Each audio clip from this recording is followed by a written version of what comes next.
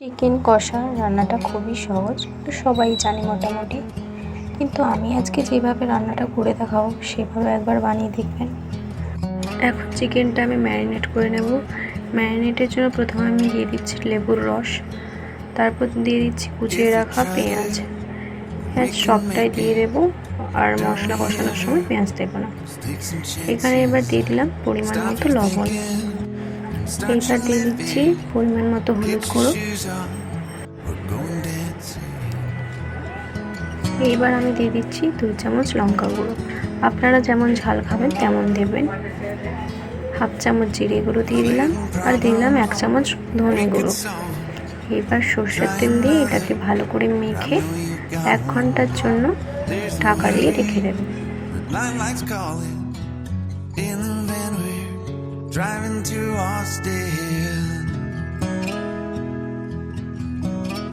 এরপর কড়াইটা ভালো করে গরম হয়ে গেলে তাতে পরিমাণ মতো সরষের তেল দিয়ে ফোড়নে তেজপাতা, কাঁচা লঙ্কা আর একটু চিনি দিয়ে ভালো করে নেড়ে নেব।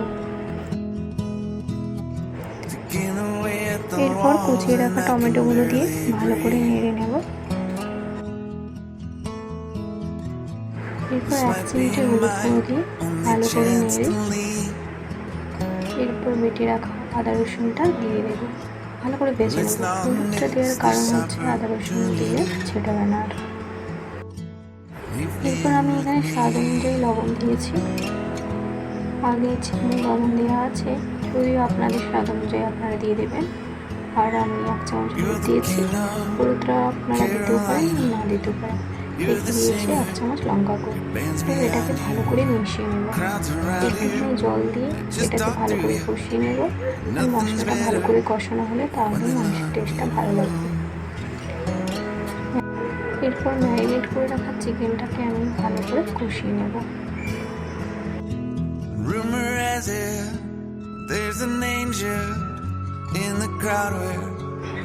একটু একটু করে জল দিয়ে চিকেনটাকে আমি ভালো করে কষিয়ে নেব। একেবারে অনেক জল দিয়ে দিলে চিকেনের টেস্টটা আসবে না।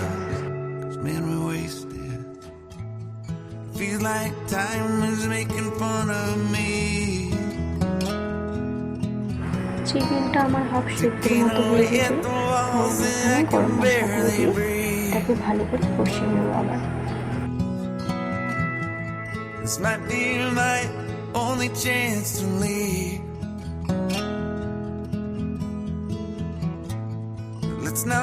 এদিকে আমার চিকেনটাও পুরো সিদ্ধ হয়ে গিয়েছে।